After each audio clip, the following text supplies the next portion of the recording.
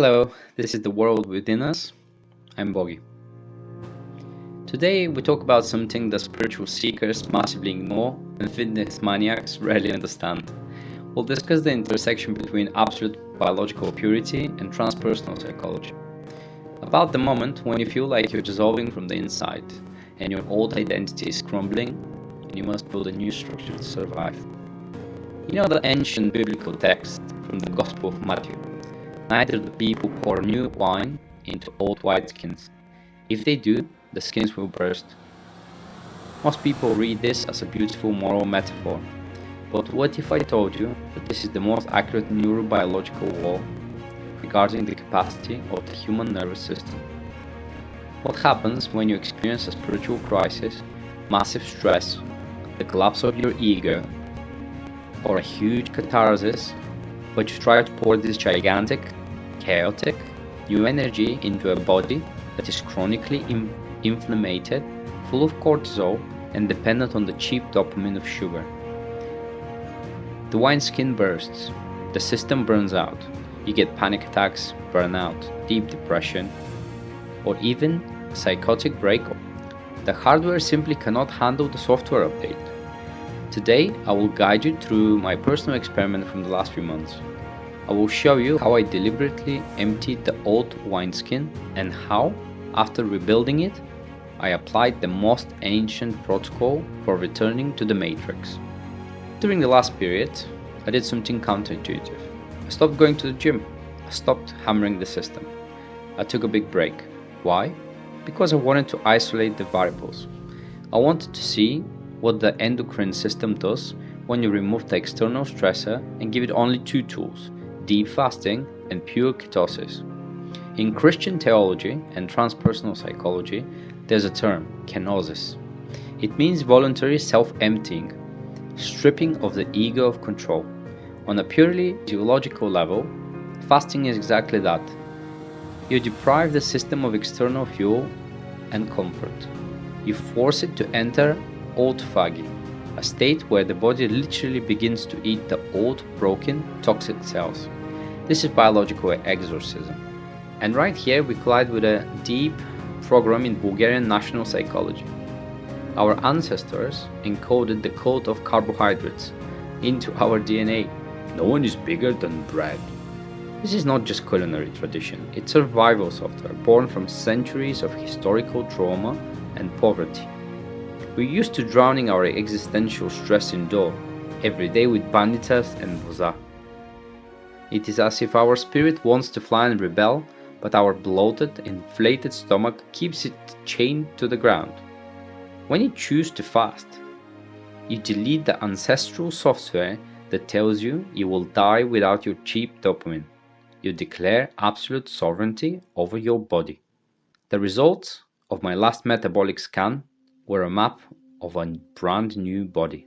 My visceral fat, the toxic tissue around the organs that feeds on anxiety and cortisol, dropped to level 3.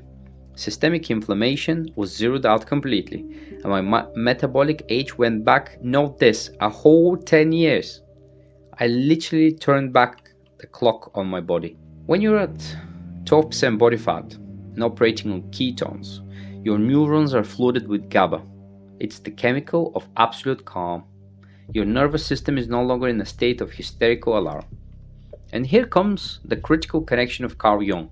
When you begin deep work with your shadow and you confront the chaos of subconscious, you release an enormous amount of psychic energy.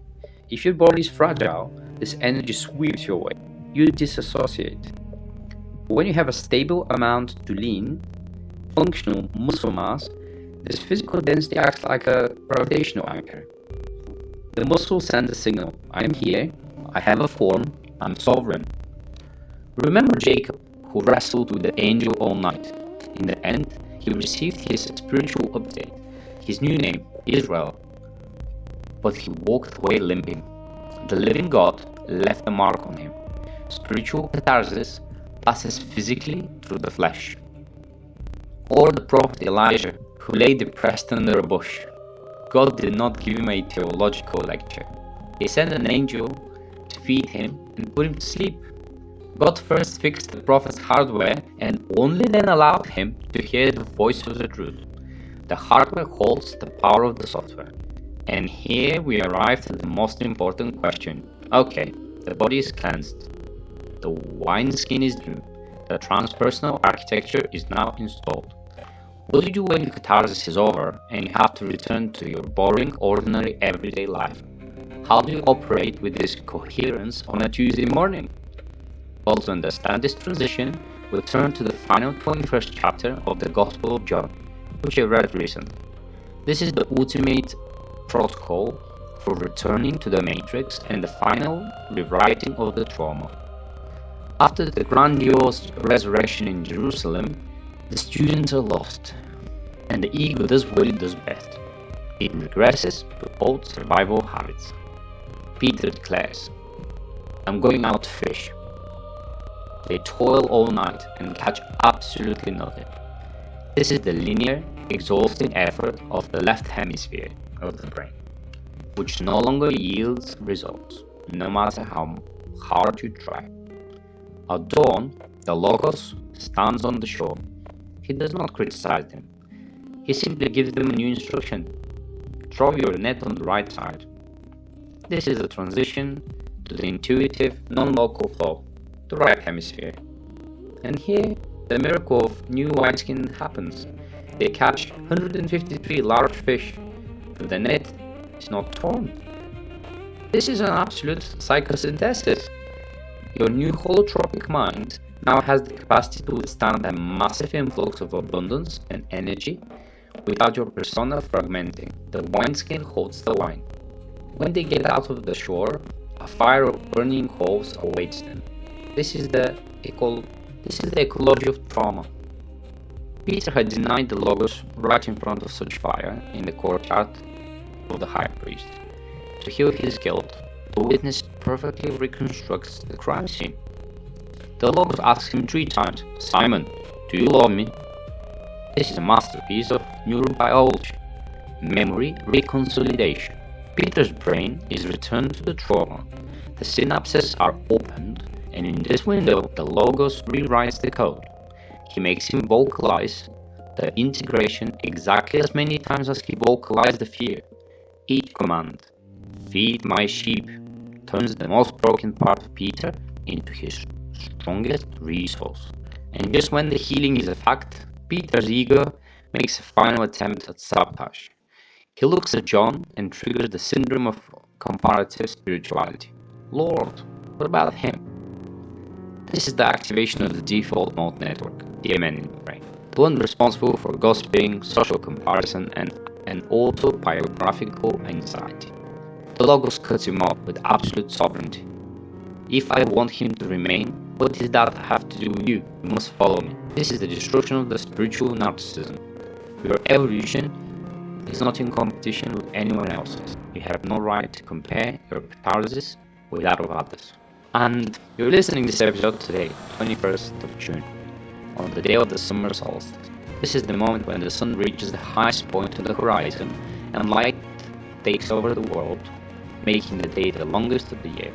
From an archetypal point of view, this is the time of fullness, of supreme consciousness, of a massive outpouring of that new wine, which carries an immense transformative change. But to reach this event, however, we had to pass through the portal of June 15th. Just a few days ago, at the new moon, the night sky was completely dark, empty of moonlight.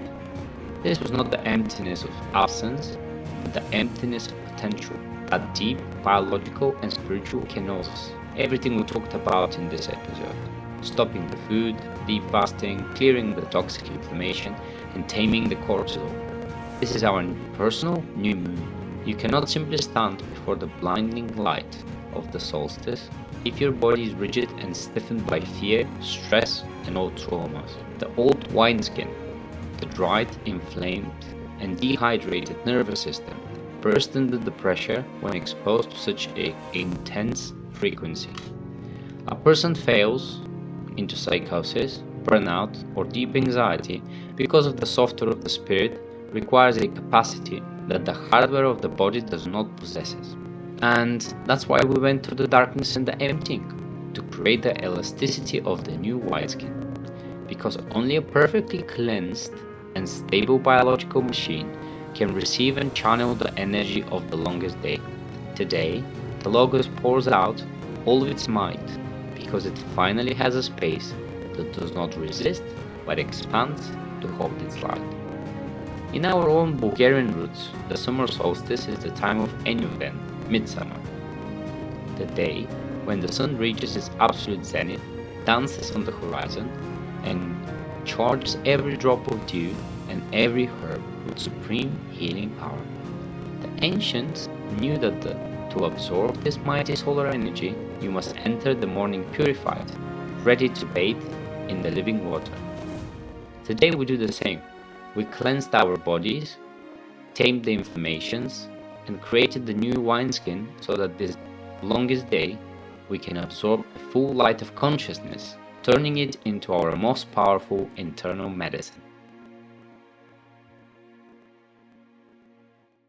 But how do you protect the awakened light once you accumulate it?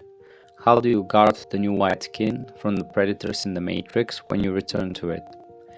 Today I want to tell you about one of the most brutal metaphors for psychological boundaries hidden in the most unexpected of things, a small yellow flower. We know it as the Buttercup, but in the Hungarian language, the roots of its name, Boglar, means something completely different, a heavy, metal, jeweled clasp or ornament. Within the linguistic paradox lies the final stage of your individuation. If you look at this flower, it is an archetype of absolute innocent joy. At the level of botanical physics, the cellular structure of its petals functions like millions of microscopic mirrors. It doesn't generate light out of thin air. Just like the cleansed nervous system we talked about today, it has evolved to capture and reflect the logos back into the world with maximum intensity. It looks so fragile. It looks like something any herbivore could simply pluck, chew, and consume. But evolution is a brilliant biohacker. Beneath this sunny, radiant presence, this flower synthesizes a potent toxin, the ranunculin.